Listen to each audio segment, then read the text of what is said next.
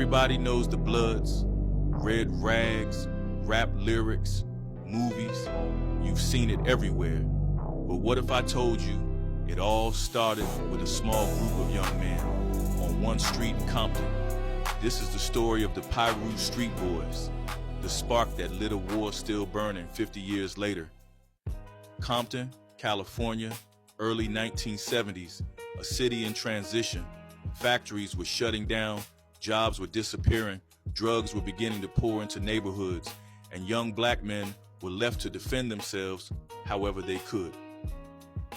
On Piru Street, right near Compton High School, a group of young men formed a crew. They weren't thinking about national recognition. They weren't thinking about colors. They were thinking about holding down their block. They called themselves the Piru Street Boys. Two names stand out from those early days: Sylvester Scott and Benson Owens. They were among the founders who set the tone for what Piru would become. Back then, the Piru Street Boys weren't Bloods.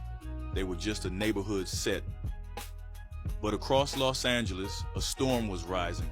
A new group called the Crips, founded by Raymond Washington and Stanley Tookie Williams, was spreading aggressively. They were pulling smaller sets under their umbrella, sometimes with persuasion, sometimes with violence. The Piru Street Boys resisted. They weren't going to fold, and that resistance made them a target. Battles between pirates and Crips became some of the earliest sparks of the gang war that still rages today. But Piru wasn't alone. Other crews like the Brims, the Athens Park Boys, the Denver Lanes, and the Bishops were also fighting back against Crip expansion.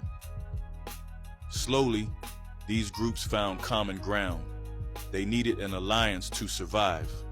That alliance became known as the Bloods.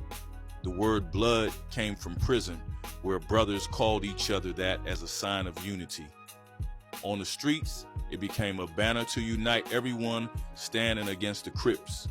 The Piru Street Boys became one of the cornerstones of this new identity. That's why even today, you hear Piru called out by name.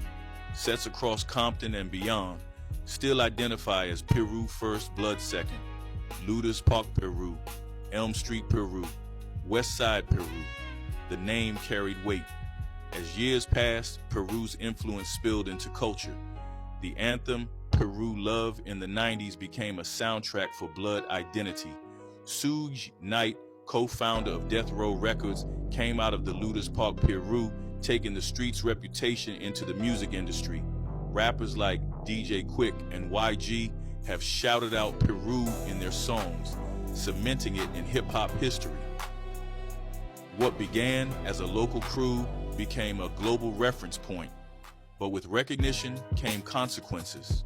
The crack era of the 1980s fueled violence between Bloods and Crips on a scale that devastated entire neighborhoods.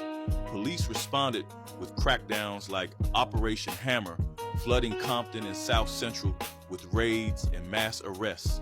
Generations of young men ended up behind bars, while families and communities paid the price. Piru's name spread coast to coast, but so did the bloodshed. Still, you can't tell the story of the Bloods without Piru. They were there at the beginning. They were the heart that pumped life into the red rag. And they remained distinct, holding on to their name, their identity, and their legacy, even as the Bloods grew into one of the most infamous gangs in American history. The Piru Street Boys never set out to build an empire. They never thought their name would end up in rap lyrics, on red bandanas, or in headlines around the world.